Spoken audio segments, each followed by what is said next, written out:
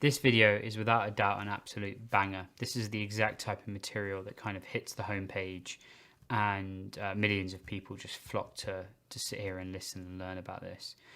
So we're going to do the inverse Laplace transform. So we need to do it as a partial fraction. So we need to represent this as a over s minus 1, which is one of the parts of the denominator, plus b over s plus 2 plus c over s plus 2 all squared. So we want to get that to look like that. We're Laplaceing about. So the first thing you do is you multiply both sides. So let's say this equals this. We multiply both sides by the denominator here. So you are going to get 1 equals a s plus 2 all squared plus b. Let's do s minus 1, s plus 2, being a bit sloppy, plus c s minus 1. So that's now, I've multiplied this on both sides, simplifies into this. So now let's make s equal 1, s equal minus 2, and s equals 0. You're picking these numbers not randomly. You're picking them because if I make s equal 1, 1 minus 1 is 0. That would eliminate terms. If I do s equals minus 2, that's going to eliminate terms. S equals 0 means that I can then, with the values that I've learned from the first two, substitute them in. So let's make s equal 1. You're now going to get 1 equals a 1 plus 2 squared plus b 1 minus 1, 1 plus 2 plus c 1 minus 1. Just slap that in. Obviously, when you simplify that out, you're now going to get, that's going to obviously disappear. That's 0, 0. You're going to get a equals 1/9. Let's now do s equals minus 2. So you're going to plug that all in. S equals minus 2. You're going to get 1 equals a 0 squared plus b minus 3, 0 plus c minus 3. So therefore, that's going to be 0. That's going to be 0. You're going to get c minus 3 equals 1. So therefore, it's going to be c equals minus 1/3. Now, when we do s equals 0, it gets a bit spicy. This is where this is really going to hit home to a lot of people that aren't into maths. This is the turn.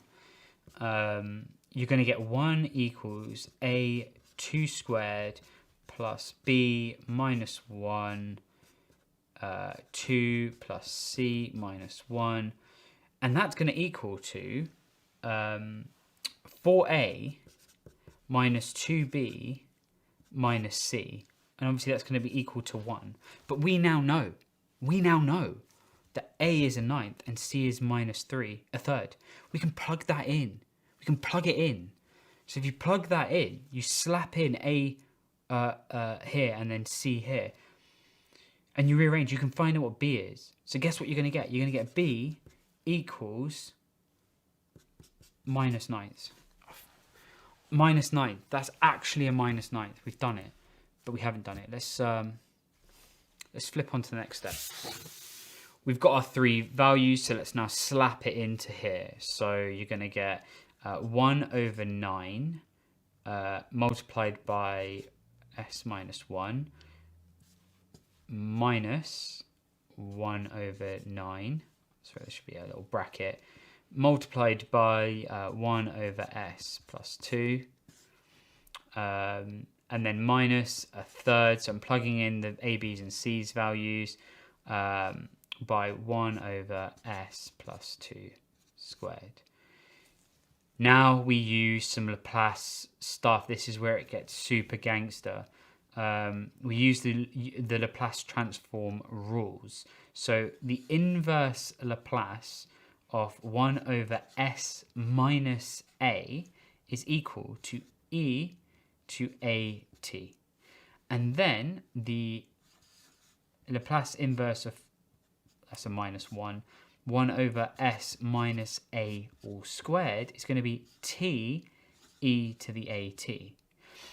These look suspiciously similar, don't they? So let's just pretend these, let's put these to the side and let's start working that around, you know. 1 over s minus 1 is the same as when a minus 1, but this is now switched from a negative to a positive. So that first term here is going to be 1 over 9 e to the t minus 1 over 9 s plus 2, so plus here means that would be negative e to the minus 2t. That's the big trick that you need to remember in this. Negative here, positive there, positive here, negative there. Minus a third, but now we use this one because there's a squared, t e to the minus 2t. It's minus because why? It's positive there. That's it.